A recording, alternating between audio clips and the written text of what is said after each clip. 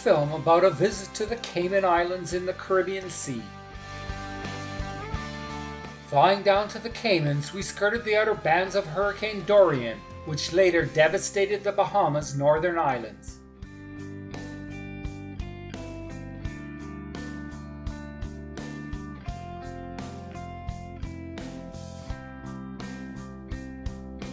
One of the joys of flying is to pass over familiar cities and see them from a bird's-eye point of view. On the flight down to the Caymans, we saw interesting sights, including passing over other jetliners and watching the plane's Brock Inspector.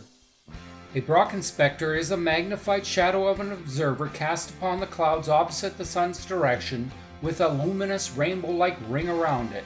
We flew over the resorts of Veradero, Cuba, that we had stayed at several years ago. The Cayman Islands is a British overseas territory consisting of 3 islands. We landed on Grand Cayman, the largest of these islands.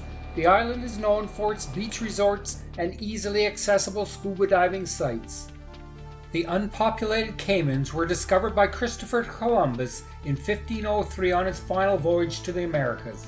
He named them Las Tortugas, due to the large population of turtles which were soon hunted to extinction.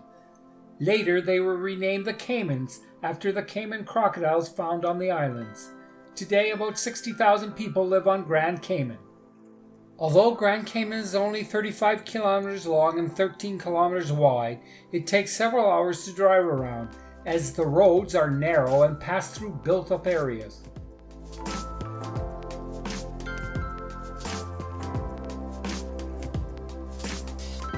Our first diving was shore diving on Turtle Reef at West Bay.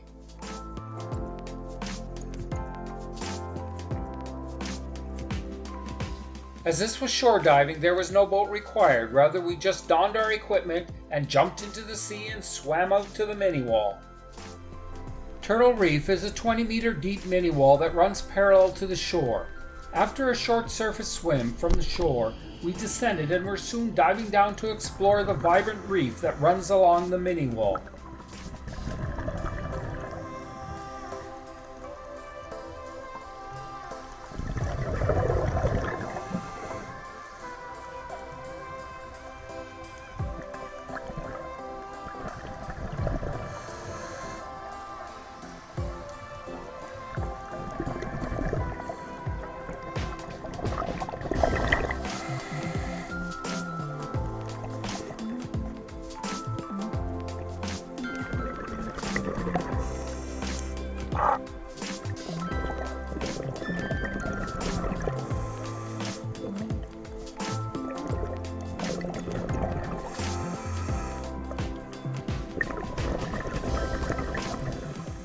Swimming amidst the clouds of fishes was interesting.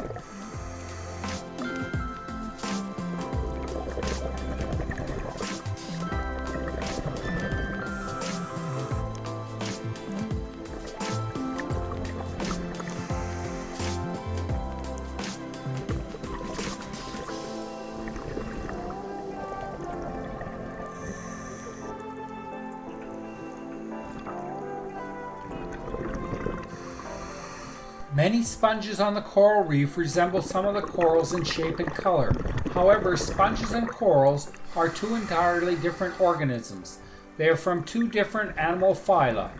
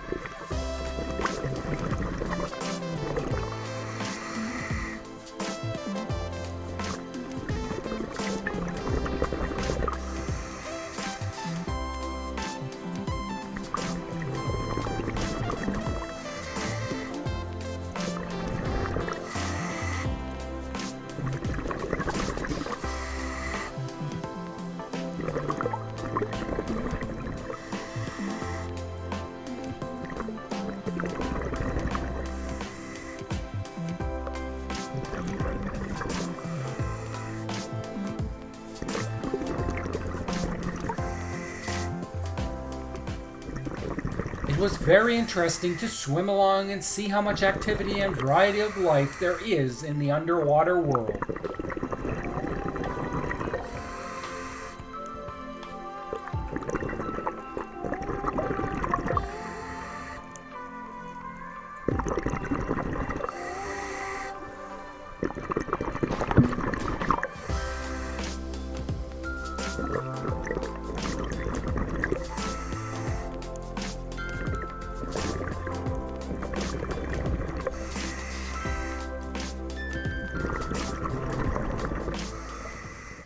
The hawksbill sea turtle is a critically endangered sea turtle, primarily as a result of human fishing practices and the use of its pretty tortoiseshell material for decorative purposes.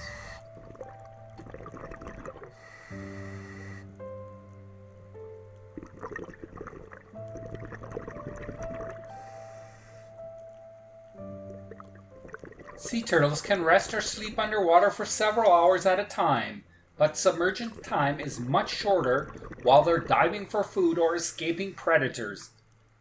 Hawksbills are solitary for most of their lives, meeting only to mate.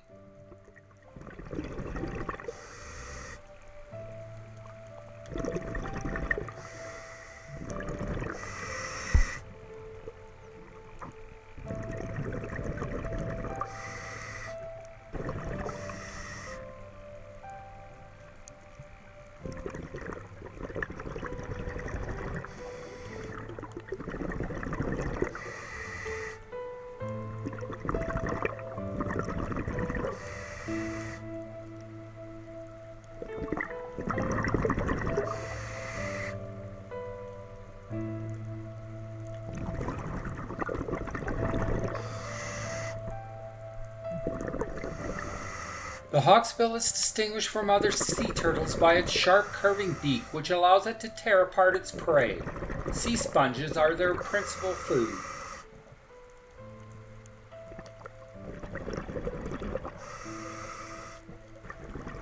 Fortunately, we only rarely encountered other divers along the mini wall.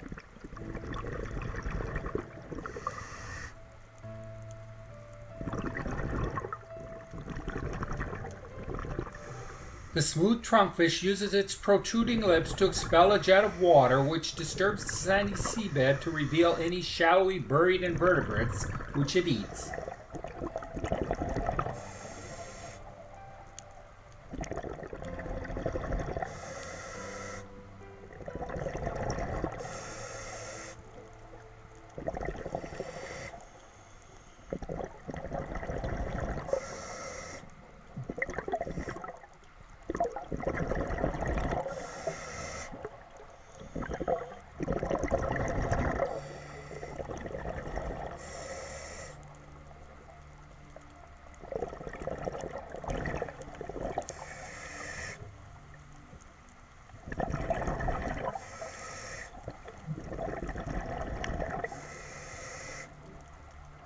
The colors on the flamingo-tongued snail are not on the shell, rather they are due to live mantle tissue which usually covers the shell, but which can be retracted, exposing a plain shell.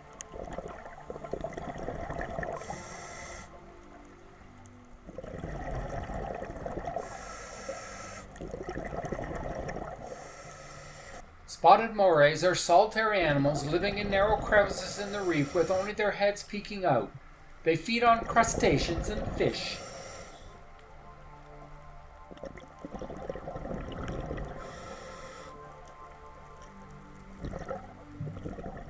We were lucky to see an adult spotted drum, as it is one of the most elegant coral reef fish. The name drum was given to these fish because they can make a low resonant noise similar to the beating of a drum.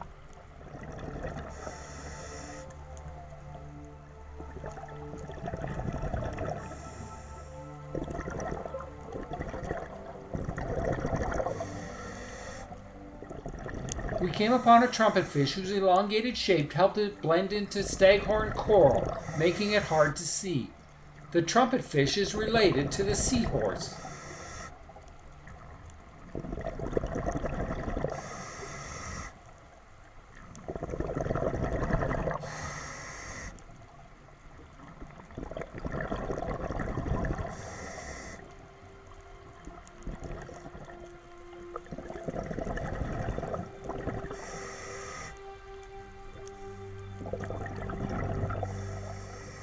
The beautiful French angelfish typically forage in pairs, which they form for mating and to jointly defend feeding territory against other fish.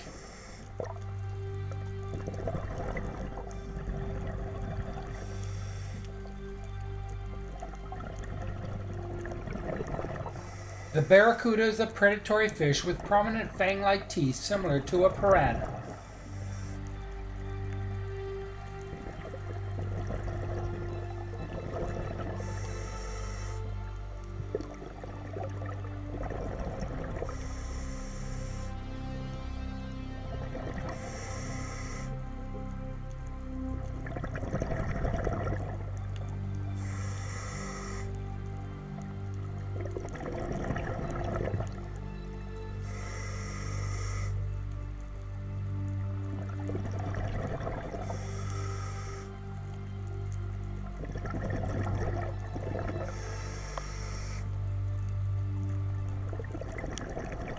After the dive, it was time to doff the equipment and have a drink oceanside at the bar on site before exploring more of the island.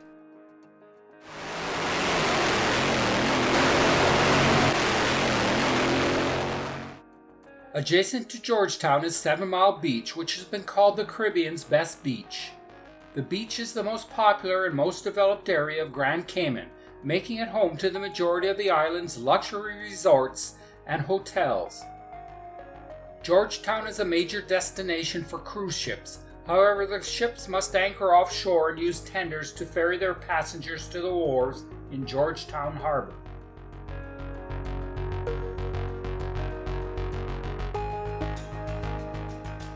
The 3 large cruise ships riding at anchor had a total passenger capacity of 6,400, so the tenders were kept busy shuttling people forth and back.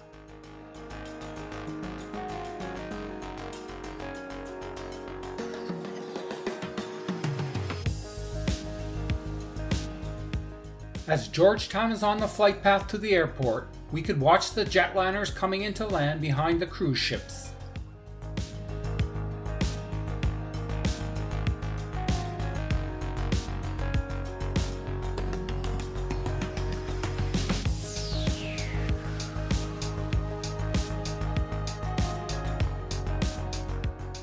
The small but adequate birds were feeding in the blossoms of the Royal Poinciana trees.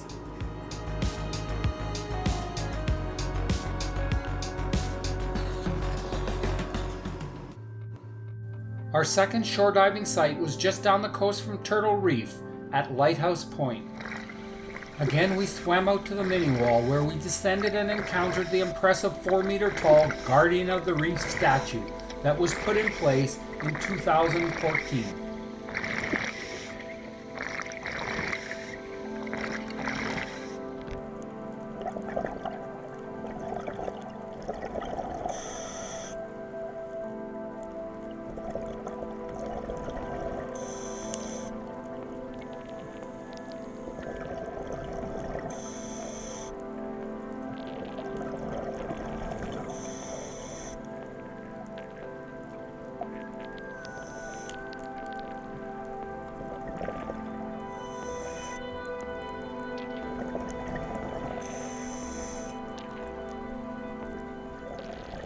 The boxfish is an odd-looking fish as its body has a box shape rather than the usual streamlined shape.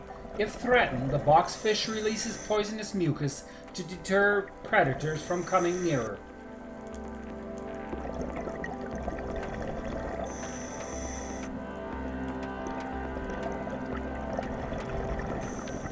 As the hawksbill broke off pieces of the sponge, the French angelfish circled around looking for pieces of sponge to eat.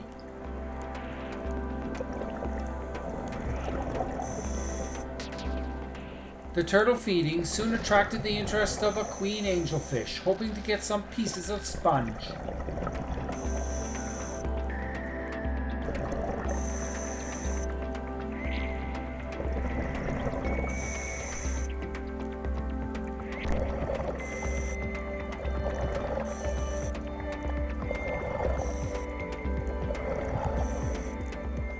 Unlike human divers, turtles can head immediately to the surface without the requirement of a safety stop to prevent decompression sickness.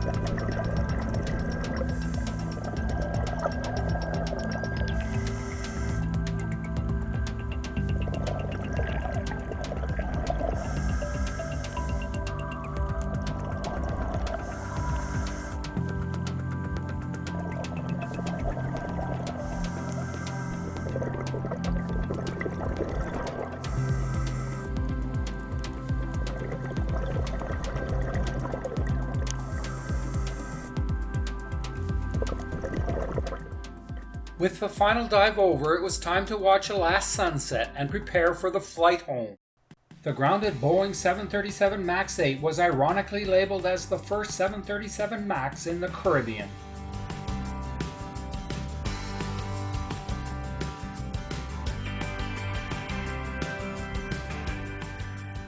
Departing Grand Cayman, we flew out over the beautiful colors of the sea abutting that island.